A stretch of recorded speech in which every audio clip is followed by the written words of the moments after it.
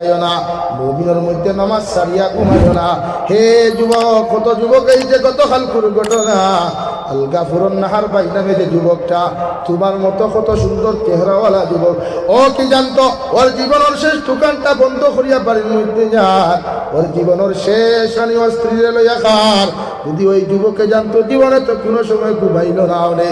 এই যে হরিশনগর যুবকটা কালকে ডেড বডি লইয়া বাড়ির মধ্যে, আর তুমি বেঙ্গালুর থাকো, চেন্নাই থাকো, কত যুবকের লাশটা বাড়ির মধ্যে ঘুরাইয়া দেওয়া হয়। যদি তুমি বিনা নমাজে মারা যাও, বিনা কলিমায় মারা যাও, আমি জাবির হুসাইন এখান দিয়ে তোমার লাগি কিচ্ছু করতে পারতাম না। বিদেশের জমিনে থাকো, ওখানে আল্লাহ ছাড়া তোমার আর কোনো আপন নাই, পৃথিবীর কোনো মানুষের তোমার হেল্প করতো নাই। ওখানে যখন ডিউটি করবাই, যা কিছু তুমি করো না কেন, দুহর রাজা হয়ে গেছে দুহরিয়া আল্লাহর কুদরতের প্রথম সজ্জা করিয়া কই, আল্লাহ আমি এক গুনাহগার গোলাম রে দয়াল, ও বাবর তাড়নায়, পেটের তাড়নায় আমার বাড়ির মধ্যে বাড়িয়ে করে মা বাবা ভাই বোন সারিয়া, বিবি বাচ্চা ওলাদ হল সারিয়া ওই বিদেশের জমিন আইছি রে দয়াল, আপনি আমারে হেফাজতে রাখিও।